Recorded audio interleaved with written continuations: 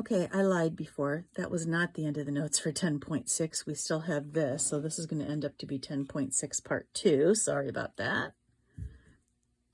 So we're going to talk about the Pythagorean theorem. So just really quickly, Pythagorean theorem is a theorem that is used for right triangles. It only works for right triangles. So if we look quickly at just a right triangle, right triangles have 3 sides, as any triangle does. The 2 sides that make up the right angle are called the legs. We'll label those as A and B.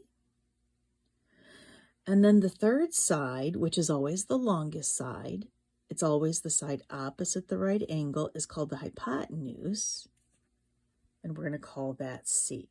Now, A and B can be switched. It doesn't matter what you call the 2 legs as long as they're an A and a B, but the hypotenuse always has to be C. So, what did Pythagoras discover way back when? He discovered that if you take the squares of both of the legs and add them together, you will always get the square of the hypotenuse. I'm sure you've heard that. A squared plus B squared is equal to C squared. What's an example of why that's useful? Well, it's an extremely useful theorem. It's probably one of the most elegant theorems that we have in algebra. So let's go ahead and let's look at this problem, this story problem. So a furniture upholsterer wishes to cut a strip from a piece of fabric that is 45 inches by 45 inches. The strip must be cut on the bias of the fabric. What is the longest strip that can be cut? Give the answer as an exact answer and as a 2 decimal approximation. So here we have our piece of material. And we know that it's 45 inches by 45 inches. Now, it's a rectangular piece of material, so we can assume that that's a right angle. If it says that they want to cut a strip on the bias of the fabric, what that means is right there. Well, gee whiz, what did I just form? Well, I formed actually 2 right angles, which means that this right here, as well as the other one, but we're going to work this one, is a right triangle. Because it's a right triangle, we know that Pythagorean theorem will work with it. Well, look at this right triangle. I know 2 of the sides, and I need the third side. And by the way, these 2 sides are the legs. What side do I need? I am looking for the hypotenuse, so I'm looking for C. So I'm going to be able to find that by using my Pythagorean theorem. So 45 squared plus 45 squared is equal to C squared. Well, I've got my calculator here. 45 squared is going to be 2,025 plus 2,025 again is equal to C squared. So that's going to be 4,050 is equal to C squared. So C is going to be the square root of 4,050. That's a huge number. So first of all, if we just go ahead, it says I can find the answer by rounding to the nearest 2 places.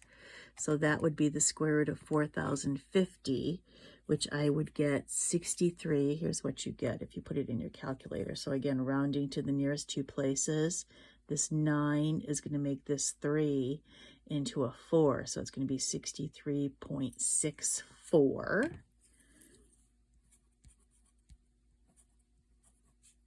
inches. Okay. But then it also says give the exact answer. So if I want the exact answer, that means I have to go and I have to reduce this radical and try to figure out what is the largest perfect square that divides into there. Well, a method that I have is I can go ahead and I can prime factor. I didn't say it was going to be fun. 4050. So that's going to be what? 10 times 405. That one's pretty easy. The 10 is 2 times 5. Remember making these, oops. Remember making factor trees back in 047. So that's 2 times 5.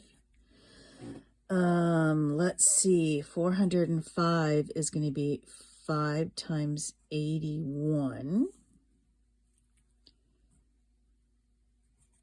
Neither of those break down any further.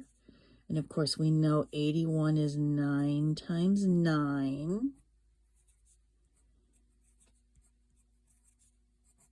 So this is just a method, if I have a really big number, that I can go ahead and I can break it down. So I have prime factored with a factor tree 4050 into these. So that means, again, if I were to multiply all of these numbers together, I would get 4050.